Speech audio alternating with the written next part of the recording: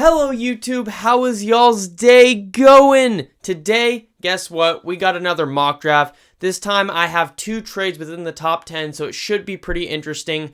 I worked really hard on this one, so I'd really appreciate it if you guys went and hit the like and subscribe button for me. Also, make sure that you're following me on TikTok and Twitter. The link is down below in the description. Let's get into it. So first off, we actually do have a change up. Last mock draft, I said that some people were arguing that CJ Stroud could be in contention for that number 1 spot for the Texans. And I think after what we saw in the Georgia game, a lot of the weaknesses that I personally saw and what a lot of other people saw were kind of thrown into the garbage by CJ Stroud himself. I mean, it was just... all of his plays that were on the run, he threw great balls, which was the main thing that I had a problem with, is that he couldn't extend to make plays very well, threw a lot in the dirt. And I was watching film on him earlier today, and you see that a lot in like 2021, like last season. But this season, it seems like it's started to improve. So I already thought that CJ Stroud was a better passer than Bryce Young. I just like Bryce Young's scrambling ability, his ability to extend plays, make some ridiculous throws on the run, stuff like that. So if CJ Stroud's getting to even near that, then I absolutely will take CJ Stroud, not only because he's got a bigger frame, but like I said, because he's a better passer, in my opinion. He's more accurate, a little bit more poise in the pocket, stuff like that. So I have the Texans taking CJ Stroud. I think that this is actually more of a realistic possibility now. Number 2, I have the Bears taking Jalen Carter. I usually have them going Will Anderson. I decided to switch it up a little bit because it is definitely a possibility. It's one of those two, and I keep on going with Will Anderson, but Jalen Carter would fit great with the Bears. In fact, I think he'd be better for the Bears than Will Anderson. And help them with that, stopping the run game, get some interior pressure, stuff like that. But, I decided to switch it up this time. Whether it's Will Anderson or Jalen Carter for whoever's at number 2, whether that's Seahawks or Bears, it's going to be a phenomenal pick. So, and then here is our first trade. This is our first trade. I was really excited about this one. So I have the Colts trading up from pick 5 to the Seahawks pick at number 3. Now, this is how I look at it, okay? You're moving back 2 spots. Let's look at it the eyes of Seahawks, okay? You have the chance to take Bryce Young, who used to be the number 1 pick in the draft, almost guaranteed. So you have the chance to take an elite quarterback. So it's like, okay, well, we like Geno, we liked what he could do, but we can get our future guy here, because we all know that Geno is not the answer and their future guy. Geno is getting older. So, they're like, is this really the direction that we want to be going? I think we can use Geno for a couple years, maybe get someone else in the next upcoming drafts. So I was like, okay, well, Colts need a quarterback desperately. They've tried the veteran thing. It does not work out. So why not go and trade up and get that guy for you? Get someone that's completely different than what you have. Get a smaller, great on the run play extender, which you did not have with Matt Ryan and Carson Wentz. So I have the Seahawks trading. Here are the trade details. I have the Seahawks trading pick 3 in a 2024 6th, and I have the Colts trading the 2023 first, pick 5, 2023 third, projected pick 104, their 2024 first, and Grover Stewart, okay? So the Grover Stewart, I kind of slid in there. The first, honestly, some people may argue that this is an under trade going into the top 3 with who is available. We had seen things like that with RG3. From pick 2 to pick 6, they got 3 first-round picks. So some people would argue that it's an under trade. I could see how people could see it. It's an over trade. Colts fans, Grover Stewart's a phenomenal player. The reason why I threw him in with the Seahawks is that I think that they would like an interior defensive lineman, a veteran like that. But the Colts will save, I think it was, when I looked into it, I think it was around $6.1 million by trading Grover Stewart, and I mean, he's 29, so he is getting older. Seahawks would like a piece like that. Colts might want to get a little bit younger at that position. I think that whoever you're sliding next to DeForest Buckner is going to do great. So maybe they can grab somebody in this draft. Maybe they can grab somebody in free agency. But, I think that Grover Stewart's a phenomenal player, but I think that Colts defense is engineered to where you can slide a really solid defensive tackle, and he will do his job there. So that's kind of why I did that. I thought it was a little bit interesting, something that, the 6 kind of goes in there for Grover Stewart. I kind of view him with his contract 4th or 5th. So 6 kind of goes in there to be like, okay, well, we'll give you something back in the future, but we're getting Grover Stewart, who's a little bit more valuable. So that's how I looked at that. So Colts take Bryce Young. I already kind of went over that. It's honestly, I think this would be huge for them. And since their offensive line isn't that developed, I think Bryce Young would be the perfect quarterback for that situation, being able to scramble out of the pocket, stuff like that. So this is one that I have not seen in any mock draft, but with that trade, that means that the Cardinals end up taking Will Anderson. This is another reason why the Seahawks need some compensation, because they're not only missing out on Bryce Young, but they're missing out on the top 3 prospect, which is Will Anderson. So this falls to the Cardinals.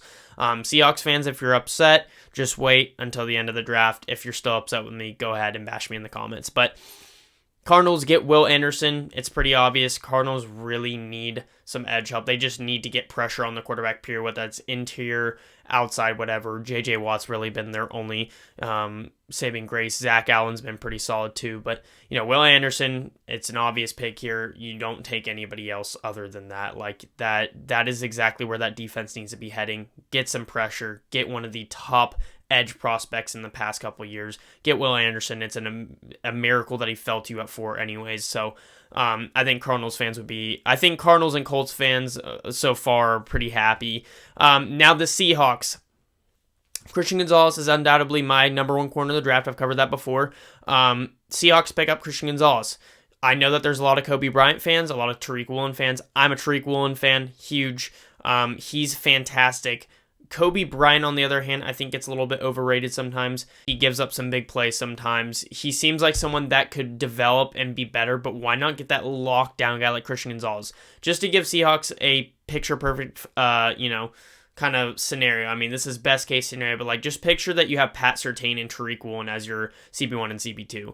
That's kind of how I look at this. So I have the Seahawks taking Christian Gonzalez. They get that secondary a little bit more bolstered up. Safeties are doing fine. So then moving on, we have the Lions going to Myles Murphy. Pretty obvious pick. They need to address the edge rush. The offense is doing, honestly, very solid. If they can get somebody that can do some interior pressure like Myles Murphy, that I think that they can probably move around on the D-line and pair with Aiden Hutchinson, I think that's going to be, perfect eyes on target kind of pick right there for them. So not too much explaining. Now we have our second trade. So I had an interdivisional trade between the Panthers and my Falcons. And again, this is trading up for a quarterback. And the reason why I did this is the Panthers were at 9. Falcons are at 7. Raiders, we know the whole Derek Carr situation, so the Panthers are really desperate for a quarterback. They see the physical attributes that Will Levis has. They see some potential. They're like, all right, we need to jump the Raiders so that we can make sure that they don't take that guy. And I mean, really, there's no guaranteeing that the Falcons don't either. I think that they'll probably roll with Ritter. That's what I'm hoping for at least another season, see what he can do. But so Panthers trade up from 9 to 7, and I have them giving up their pick 9, 2023 first, and a 2023 third, projected pick 92, a 2024 fifth, and then the Falcons are just trading 2023 first round, pick 7. So they move up 2 spots. I think that this is a completely fair trade. In fact, I would almost argue that it may have been an under trade. You may be able to sneak a second out of there. But I had them just trading a third because I thought that some people might argue the logic of it. But I think that this is a very real possibility of the Panthers. If this is where it sat today, I think that trading to 6 or 7, the Panthers try to jump the Falcons, Raiders, something like that to grab Will Levis. I think that is a possibility. So I have the Panthers trading up to grab Will Levis. It's pretty obvious, they got some good weapons there. They got DJ Moore, Laviska Shenault's doing his thing. Run game might need to be a little bit more established now with CMC, but this to me just screams a Panthers pick. They need to get a young guy in there, and maybe develop him. So Raiders address their main other need, which is offensive linemen. So they take Peter Skoronski, who's my number one tackle in the draft, and like I said before, you can slide him into guard if he doesn't work. So really, this is just an upgrade for the offensive line, no matter where you stick him. They need it desperately. They got some young guys in there that are, maybe a couple more seasons under their belt, they'll do their thing, but Peter Skoronski is gonna, I think, just elevate this group. And if they have Stidham or another guy or whatever, they need to get this offensive line back in check, because it is miserable. Moving on to 9 from the trade with the Panthers, I have my Atlanta Falcons taking Isaiah Foskey. I wanted to go Jared Verse here. I really did, because Jared Verse is I actually have Jared Verse sliding a lot during this, and I don't like that. But every single time I thought of why I would want Jared Verse to go to somewhere, I saw a player that I felt like, should be in the mix and might get taken over. So I had him fall. The thing this isn't best player. We're trying to do things that I feel like fit, if it's just best player available, then you're not even worried about fit. So you have to find the right fits in the draft. And to me, I'm not sure how well Foskey would fit in, but to me, this seems like such a Dean Pease guy, our defense coordinator. This is just so many that you can mix in. I've said Foskey's literally a Swiss Army knife. You could literally play him at middle linebacker. You can play him at outside linebacker. You can play him on the D-line. He's a phenomenal edge rusher. He's athletic. He's strong. So I really liked him. I like that pick. I think that addressing edge is going to be our biggest need and what I want us to target in the draft. I thought about Quentin Johnston as well, but I was like 3 years of receiving threats as our first round picks is a little bit much. So 10 to the Eagles, I have Tyree Wilson. It's pretty obvious, Derek Barnett really isn't, he's not terrible. He's not it. Brandon Graham's getting older. They just signed Hassan Reddick, who's been doing his thing. Josh Sweat's kind of doing his thing. But Tyree Wilson is that big guy that I would see kind of as almost a Brandon Graham replacement. He's raw, but he's athletic. He's very strong. He's got a great bull rush. Develop those pass rush moves under Brandon Graham and then move forward with him. So not too much explaining there. I think this would be a great pick for the Eagles right inside the top 10. Moving right outside of the top 10, we have the Titans, and they have jumped a couple of spots. They are at pick 11, which is one of my favorite picks in the draft, because anybody that fell out of the top 10 that you feel like should have gone in, then you have your chance to grab them. So I have him taking Quentin Johnston, who is the number one wide receiver in this draft, and he did great for TCU. They're going to be in the championship game. I'm a Georgia fan, but I'm so happy for them, just the fact that they made it. If they win, I will be disappointed, obviously. I'm cheering for my dogs, but I would be happy for them too. There's a lot of great players there, and they have done everything to deserve it. So Quentin Johnston, big, athletic, lanky, good route runner, yards after catch is ridiculous, stiff arms, jukes, just gets the ball farther down the field every single catch. Some worries with his blocking, so I know that, with Derrick Henry being a main part of that run game, that can be a little bit of a worry, but I'm really not too worried about that. I think he can clean that up. I think it's a work ethic thing, not a work ethic thing. Just being tired from running routes and not wanting to give your all on a block. So that's just a simple fix in my opinion. Texans grab Brian Brossi. So this one I want to do differently. I usually have him taking a wide receiver here, pairing them. But since we switched up with CJ Stroud, I was like, look, their defense is abysmal as well. Like, let's get them any sort of like edge rush, interior pressure, run stopping, something like that. I even thought about Trenton Simpson here, but I thought that was a little bit high and not one of their main needs to be taking a middle linebacker. Most likely you could play him at outside, but middle linebacker at 12. So I had them taking Brian Brossi. I think he'll help stop the run. He gets some interior pressure. That group is really abysmal. Other than Jerry Hughes, Jonathan Greenard's kind of a good spot, or a good spotlight in that room. But They could use a guy like Brossi is my point. Jets, I have taken Paris Johnson. I list him as O-line this time because I'm starting to think more and more that this guy really could just be, just as much as he's a tackle, he could be a guard. And the Jets need either. Dwayne Brown is old. George Fant is old. That interior offensive line could use some upgrades. So wherever he fits, whatever he succeeds most at, Jets need it either way. Kind of like the Raiders, but the Jets' offensive line is much better. So, okay, moving on to 14, we have the Commanders. The Commanders are up farther from their last pick that we had them at. So at 14, I have them taking JPJ. Lanky corner, huge upside. That's the main thing about this guy. He's got some, flashy plays, but this guy's an upside guy. Like, you like the build. His frame is phenomenal.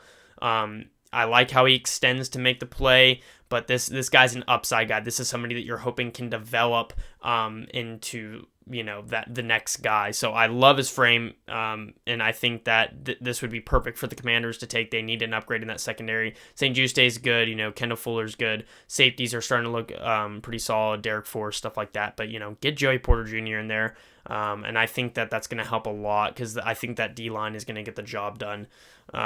They've always had a pretty solid D-line, the Commanders have. So moving on, 15, the Steelers. I have taken Trenton Simpson. Trenton Simpson just seems like a Steelers guy, honestly. I think he'll probably succeed best at middle linebacker, but I think there's a chance that you might be able to move him to outside linebacker. I don't know how well he'd succeed there, especially in blitzes, but he's fast, he's capable of it. But I kind of look at this as a Devin Bush replacement because he is a free agent, and I doubt that they're going to re-sign him. So Trent Simpson to the Steelers, they value their linebackers pretty well. So 16, the Packers, I have Jordan Addison. I would like Jordan Addison to go higher than this. I thought about him for the Texans at 12. I even thought about him for the Steelers for a second. I even thought about him for the Jets, but it just didn't make sense in my head over what people could take. So I had them taking Jordan Addison. It's a pretty obvious pick. If he's there, like, pair him with Christian Watson, get that speedy guy, Tyler Lockett-esque guy. Watch some more on him today, and he's phenomenal. I would love him to play a lot of snaps from the slot as well. He's perfectly capable of playing outside as well, though. So, Packers take Jordan Addison. And then this is where I think Lions fans would be pretty happy with what is on the board. I have them taking Cam Smith, who honestly, I think Cam Smith has become my second corner in the draft. He's just super aggressive. He's got that cockiness. He's really locked down. I think he can play very well in man and very well in zone. So he's just very, very capable corner. So I put Joey Porter Jr. ahead because, again, I think he's an upside guy. I think if you bank on him, he could be better than Cam Smith. The ceiling is higher, but Cam Smith's floor is higher than Joey Porter Jr. for sure. So I think that getting, Miles Murphy and then getting Cam Smith is just, that's as good as it gets for the Lions defense. Just upgrades on the main positions that you guys need. So I like it a lot. Seahawks, like I said, I was mad that Jared Verse fell this far, but that's just what happens sometimes. It's got to be a fit. And I picked the Seahawks. I thought that was a perfect fit. You now have Grover Stewart. You have Jared Verse, who's honestly probably my favorite. And it sounds so crazy because there's a guy like Will Anderson, but I just see something in this guy, and it makes me mad because I'm seeing more and more people have been mocking him in the top 10. I just tweeted out like a couple weeks ago, or not a couple weeks ago, like 8-9 days ago, about how he's starting to get mocked in the top 10, and like he's probably my favorite edge rusher in this class. Like, he's just Kayvon Thibodeau, man. Like, I see so many similarities, and so I would be thrilled if I was a Seahawks fan. You have a future first, roll with Geno another year. You got Christian Gonzalez and Jared Verse and Grover Stewart. Your defense is going to come together. It is going to look phenomenal, and then your offense was already doing well. I think if your defense is this good that you're getting the ball back in Geno's hands, he's perfectly capable of taking you to the playoffs and even maybe farther. So yeah, I would be thrilled if I was a Seahawks fan, so I hope Seahawks fans aren't that mad at me. But moving on to 19, I have the Jags taking Brian Branch. Andre Sisco's pretty solid. Wingard and Rayshon Jenkins, on the other hand, they're not terrible, but they aren't, those are guys that you slide in when your starter's tired, in my opinion. And I'm not saying that as a shot. They're still phenomenal players, but I have them taking Brian Branch, who's one of my favorite prospects in this draft. He's definitely a top 20 prospect for me. Reads the field amazing. I think the Jags could absolutely use a playmaker and a run stopper really like this. Just being able to read what the quarterback is doing, read what's going on in the backfield. So yeah, Jags get Brian Branch, pair him with Cisco. A lot of people say that they need corner. I don't disagree. Some people would say offensive line, maybe even a wide receiver. But I think that there's another spot in the secondary, which is safety, that needs more of an upgrade than the corners do. So I have Jags, Jags taking Brian Branch. And number 20, I have the Bucks taking Eli Ricks. They brought back Carlton Davis, but they brought back Carlton Davis, but Jamel Dean and Sean Murphy-Bunting are free agents. And I don't think that they're going to be able to afford that. So I have them taking Eli Ricks. I watched some more film on him, and he's actually jumped a couple of corners for me. I think that he is better than a Clark Phillips. And I was pretty impressed with him, especially with his tape from LSU. He's a transfer to Alabama, and I like his build, and he extends to make plays. He's a very cocky guy. I like that in a corner. So yeah, I like Eli Ricks a lot. I think that that's honestly kind of a Bucks corner, and maybe a little bit attitude on the side. Something that I haven't really seen from them. Maybe from Antoine Winfield Jr., but not from any of their corners. So, anyways, they need some players at this position. I've been mocking this to them almost every single draft. So, I have them taking Eli Ricks. 21 is the Patriots. I mean, he fell this far. Broderick Jones. He's honestly probably my second offensive lineman in the entire draft. And he's so close. Like, if I didn't see some things from Skoronski, he's probably like that guy for me, like over Skoronski. But Patriots offensive line finally having troubles. Address it with Broderick Jones. Get a Georgia tackle. They panned out well. Yeah, I think it's pretty self-explanatory that I think that would be a good upgrade for their offensive line there.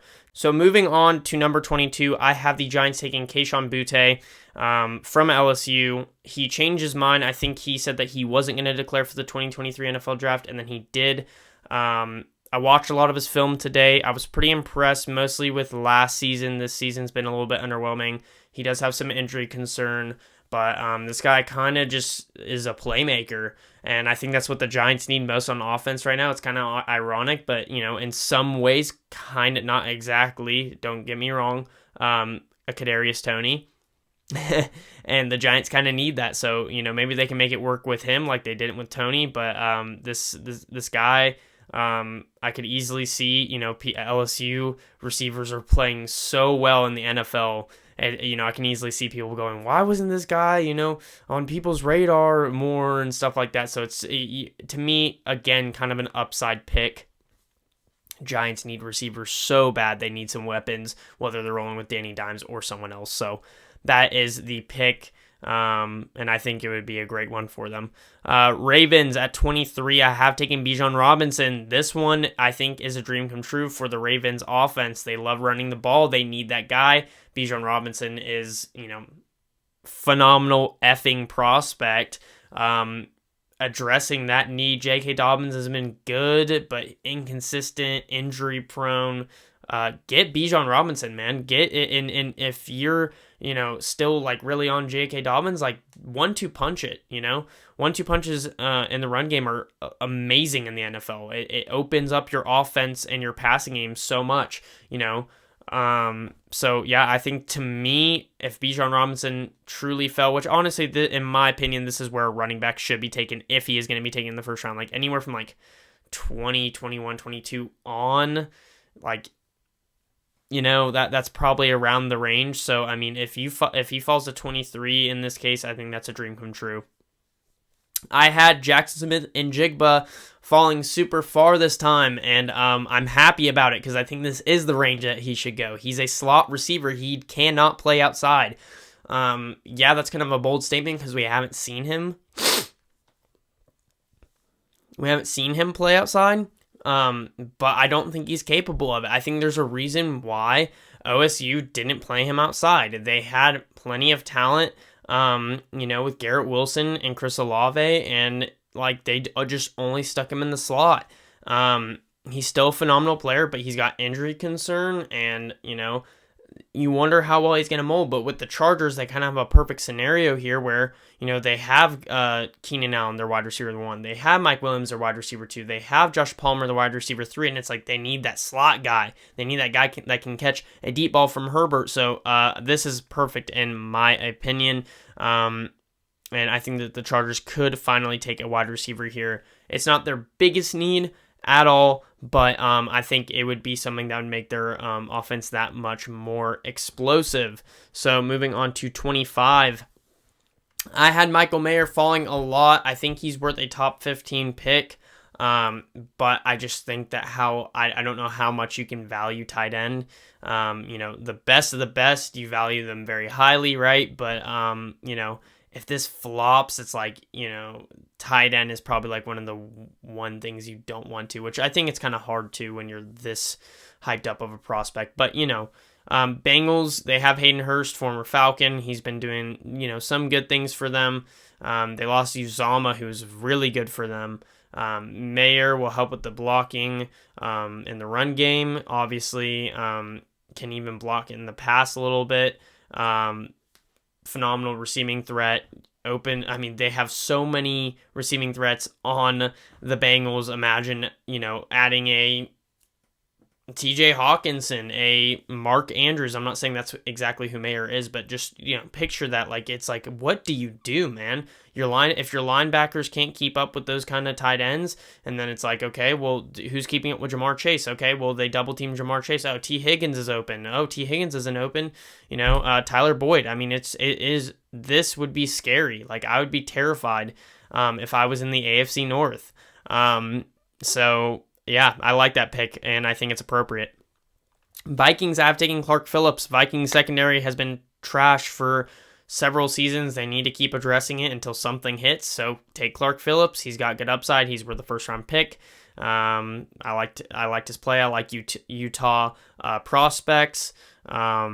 So pretty self-explanatory, and I think that would be smart of the Vikings to address that because they need to figure it out. It's about damn time. Cowboys, take Kelee Ringo. I'm not a fan of Kelee Ringo. In fact, I'd probably like to stick him in the mid to late second. But he and especially after the OSU game, by the way. But yeah, Kelee Ringo, I'm going to have the Cowboys taking him for the sole reason that I have this hope because so many people are high on him. But I have this hope that Kelee Ringo can be a safety. And I think he'd be great as a safety and maybe even worth a first-round pick as a safety. Cowboys have guys like Jaron Kearse and Malik Hooker who do good, but they're not phenomenal. They can use an upgrade at the position. They can use an upgrade at corner other than Trayvon Diggs. If he's not working out at corner, try him at safety. Let's hope that it works out there. That's kind of where I was with that pick. I was a little bit lost on what I should do with the Cowboys, but I think I figured it out with who was on the board is what I mean. So I think I figured it out. Broncos, I have taken Nolan Smith. I've kind of had him slowly rising, and I think that, he's a phenomenal player. Georgia prospects have been great defensively. They've been great. And he just seems like a Broncos player. You have Bradley Chubb trade. They need some edge rush now. They got some younger pieces in there that have been doing some pretty good things, but they need edge rush. They need edge rush or O-line. I even thought about taking a receiver here, but I thought that was a little bit far-fetched because, Cortland Sutton is solid, but I think that there can be an upgrade for your wide receiver 1. Jerry Jeudy is solid. I think there can be an upgrade for your wide receiver 1, wide receiver 2. And then I love KJ Hamler. He's one of the most underrated wide receivers, phenomenal in the slot. But, I thought about it, didn't do it. Bills, Osiris Torrance. They need upgrades probably on all around the offensive line, but we'll start with guard. It's not terrible, but this is definitely an upgrade. Torrance, how high do you take a guard? Torrance could absolutely go higher than this. There's almost no doubt in my mind that he probably will, just because offensive line is such a need. And he's good enough to be taken in the first. So, I mean, it could, but if it fell to this, I wouldn't be super shocked. So I have the Bills landing Osiris Torrance. Chiefs, I have taken Jahmyr Gibbs. 2 running backs in the first round seems like so much, and I really don't want that to be the case, but I just think that Gibbs and Robinson are worth a first-round pick. So why not get it with the Chiefs? They've struggled with the run game. Pacheco's good, but Edwards-Helaire's not worked out. I know that there's some believers in him. He's not worked out. He's not going to work out. I'm not saying he's god-awful, but he's not your guy. Get Gibbs, get Pacheco, have a 1-2 punch, help with the pass game, which the Chiefs run so much of. Eagles land Anton Harrison. I know Eagles fans might want to come for my throat on that one. I think Anton Harrison could warrant a first-round pick, especially this late.